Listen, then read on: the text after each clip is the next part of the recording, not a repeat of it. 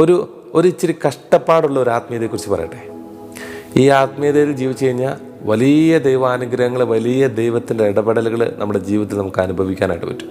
അതിതാണ്, അതായത് പാപങ്ങൾ ക്ഷമിക്കപ്പെട്ടതുകൊണ്ട് മാത്രമായില്ല, പാപത്തിൻ്റെ സാധ്യതകൾ, പാപം കടന്നു വരാനുള്ള സാധ്യതകൾ, അല്ലെങ്കിൽ ഇങ്ങനെ പറയാനായിട്ട് സാധിക്കും, തിന്മയുടെ കെണി, ഈ തിന്മയുടെ കെണിയിൽ നിന്ന് രക്ഷപ്പെടണം. തിന്മയുടെ കെണിയിൽ നിന്നൊരു വിടുതൽ കിട്ടുമ്പോഴാണ് ആത്മീയതയുടെ പൂർണ്ണതയിലേക്ക് നമുക്ക് എത്തിച്ചേരാനായിട്ട് പറ്റുക. എന്തുകൊണ്ടാണ് തിന്മയുടെ കെണി അല്ലെങ്കിൽ പാപത്തിൻ്റെ സാധ്യതകൾ ഇതിൽ നിന്ന് നമുക്കൊരു മോചനം കിട്ടണമെന്ന് പറയാനുള്ള കാരണം എന്നാ? അതായത് ഇത്രേ ഉള്ളൂ, കുമ്പസാരക്കൂട്ടി ചെന്ന് കഴിയുമ്പോഴത്തേനും നമ്മുടെ പാപങ്ങൾ ക്ഷമിക്കപ്പെടും. പക്ഷേ ഇതേ പാപങ്ങൾ ഒരാഴ്ച കഴിയുമ്പോൾ അല്ലെങ്കിൽ ഒരു മാസം കഴിയുമ്പോൾ പിന്നെയും നമ്മുടെ ജീവിതത്തിൽ ആവർത്തിക്കപ്പെടുകയാണ്. അതിൻ്റെ കാരണം എന്നാണ്? കാരണം ഇത്രേ ഉള്ളൂ, പാപങ്ങൾ ക്ഷമിക്കപ്പെട്ടെങ്കിലും ആ പാപത്തിൻ്റെ തിന്മയുടെ കെണിയിൽ നിന്ന് ഊരിപ്പോരാനായിട്ട് ഇതുവരെയായിട്ട് പറ്റിയിട്ടില്ല. അല്ലെങ്കിൽ പാപം വരുന്ന സാധ്യതകളിൽ നിന്നൊരു വിടുതൽ കിട്ടാനായിട്ട് പറ്റിയിട്ടില്ല. തിന്മയുടെ കെണിയിൽ നിന്ന് രക്ഷപ്പെടണമെങ്കിൽ തിന്മയെ വെറുക്കണം, തിന്മയെ ദ്വേഷിക്കണം, തിന്മയെ ഇഷ്ടപ്പെടാതിരിക്കണം, വെറുക്കണം. എങ്കിൽ മാത്രമേ അതിൽ നിന്നൊരു വിടുതൽ കിട്ടുള്ളൂ.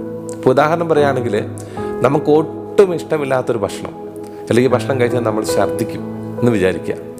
ഈ ഭക്ഷണം ആരൊക്കെ നമ്മുടെ മുൻപിൽ വെച്ച് നീട്ടിയാലും നമ്മൾ കഴിക്കാൻ പോകുന്നില്ല. കാരണം എന്താ? ആ ഭക്ഷണം നമുക്ക് ഇഷ്ടമില്ല. നമുക്ക് ആ ഭക്ഷണം ഇഷ്ടമില്ലാത്തത് കൊണ്ട് ആ ഭക്ഷണം നമ്മുടെ ശരീരത്തിൻ്റെ ഉള്ളിലേക്ക് കയറാനുള്ള ഒരു സാധ്യതയുമില്ല. എന്ന് പറഞ്ഞ പോലെയാണ്, തിന്മയെ ഇഷ്ടപ്പെടാതിരുന്നു കഴിഞ്ഞാൽ തിന്മ നമ്മുടെ ജീവിതത്തിലേക്ക് കടന്നു വരാനുള്ള ഒരു സാധ്യതയുമില്ല. തിന്മയെ വെറുക്കണം, തിന്മയെ ദ്വേഷിക്കണമെന്നാണ് വചനം പറയുന്നത്. 97 സങ്കീർത്തനം അതിൻ്റെ 10-ാം തിരുലിഖിതത്തിലൂടെ വചനം ഇങ്ങനെയാണ് പറയുന്നത്: തിന്മയെ ദ്വേഷിക്കുന്നവനെ കർത്താവ് സ്നേഹിക്കുന്നു, അവിടുന്ന് തൻ്റെ ഭക്തരുടെ ജീവനെ പരിപാലിക്കുന്നു. പിന്നെ വചനം പറയാണ്, ദുഷ്ടരുടെ കയ്യിൽ നിന്ന് കർത്താവ് അവരെ മോചിപ്പിക്കുന്നു. എന്നാണ് ഒരു ദൈവ പൈതല് തിന്മയെ ഇഷ്ടപ്പെടാതിരിക്കുന്ന, തിന്മയെ വെറുക്കുന്ന, തിന്മയെ ദ്വേഷിക്കുന്ന ഒരു സ്റ്റേജിലേക്ക് എത്തുന്നത്. ആ സ്റ്റേജിൽ എത്തുമ്പോഴാണ് ആത്മീയതയുടെ ഒരു വലിയ പൂർണ്ണതയിലെത്തുന്നത്.